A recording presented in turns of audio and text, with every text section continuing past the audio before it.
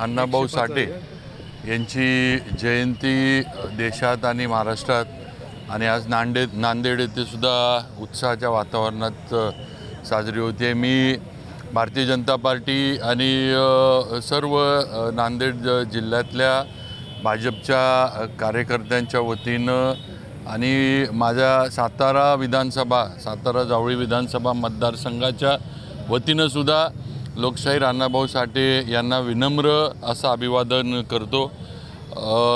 लोकशाहीर अण्णाभाऊ साठे यांनी आपल्याला माहीत आहे की त्यांच्या लिखाणातनं त्यांच्या साहित्यातनं दीन दलित आणि प्रामुख्यानं मातंग समाजासाठी फार मोठं काम या समाजाचं खरं म्हणजे त्यांची परिस्थिती जी होती ती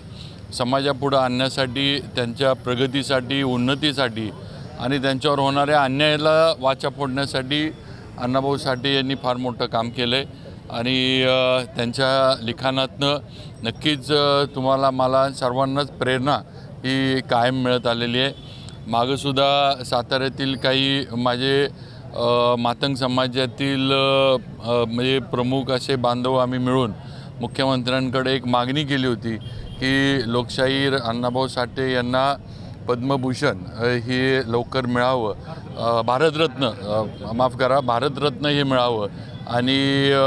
त्याचा पाठपुरावा मुख्यमंत्री देवेंद्रजीसुद्धा करत आहेत। मला वाटतं आजच्या या जयंतीच्या निमित्तानं परत एकदा त्या मागणीवर आपण सर्वांनी हे राहूया की लोकशाहीर अण्णाभाऊ साठे यांना भारतरत्नानं लवकरात लवकर केंद्र सरकारनं आणि भारत सरकारनं सन्मानित करावं, म्हणजे मातंग समाजाची एक